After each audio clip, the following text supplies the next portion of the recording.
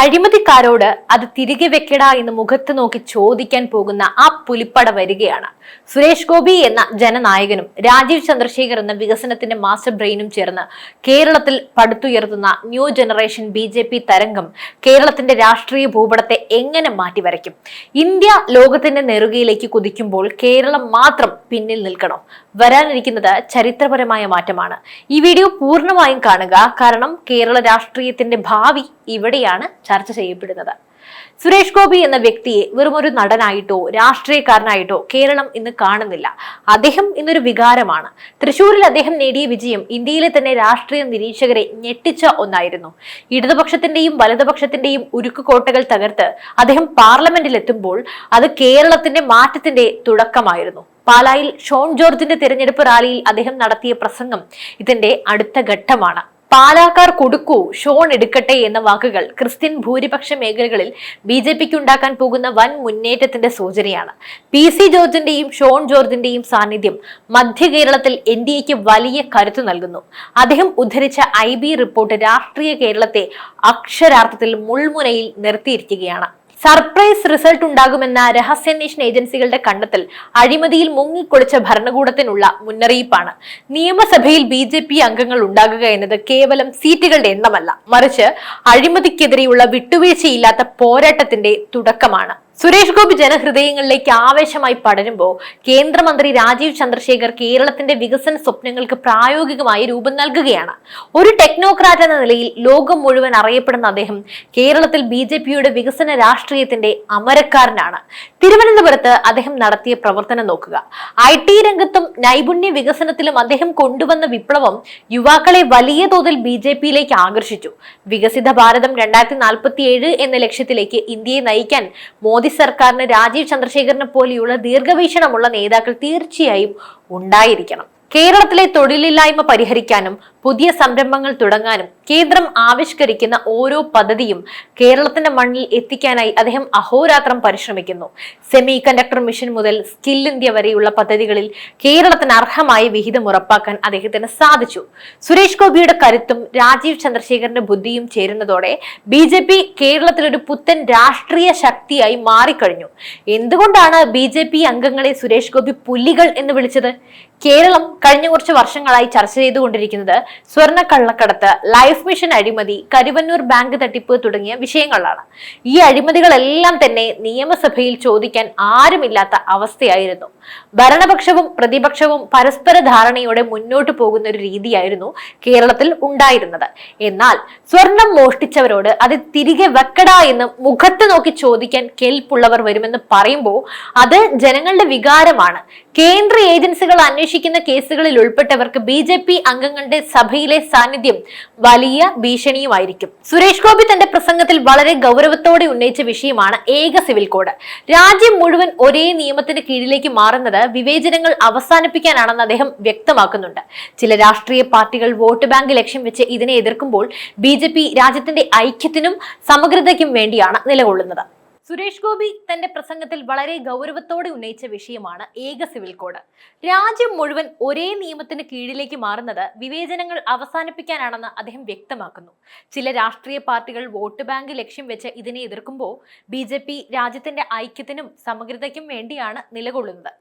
FCRA നിയമങ്ങളിലെ നിയന്ത്രണങ്ങളെ കുറിച്ചുള്ള അദ്ദേഹത്തിന്റെ പരിഹാസം ശ്രദ്ധേയമാണ്. വിദേശത്തു നിന്നും വരുന്ന പണം എന്തിനു വേണ്ടിയാണ് ഉപയോഗിക്കുന്നത് എന്ന് വ്യക്തമാക്കാൻ ആർക്കാണ് പേടി? രാജ്യവിരുദ്ധ പ്രവർത്തനങ്ങൾക്കും കള്ളപ്പണം വെളുപ്പിക്കലിനും പണം ഉപയോഗിക്കുന്ന കള്ളന്മാരാണ് ഈ നിയമത്തെ പേടിക്കുന്നത്. കൃത്യമായി കണക്കുകൾ സൂക്ഷിക്കുന്നവരും രാജ്യസ്നേഹികളുമായ ജനങ്ങൾക്ക് BJPയുടെ ഒരു നിയമത്തെയും പേടിക്കേണ്ടതില്ലെന്ന് അദ്ദേഹം ഓർമ്മിപ്പിക്കുകയാണ്. ഇന്ത്യ എന്ന ലോകത്തിലെ 5ാമത്തെ വലിയ സാമ്പത്തിക ശക്തിയാണ്. 3ാമത്തെ സാമ്പത്തിക ശക്തിയാകാനുള്ള കുതിപ്പിലാണ് നമ്മൾ എല്ലാവരും. ഈ വികസന കുതിപ്പിൽ കേരളം എവിടെയാണ് നിൽക്കുന്നത്? കടക്കെണിയിലായൊരു സംസ്ഥാന സർക്കാർ വികസന പ്രവർത്തനങ്ങൾക്ക് തടസ്സം നിൽക്കുമ്പോൾ കേന്ദ്രം കേരളത്തെ കൈവിടുന്നില്ല.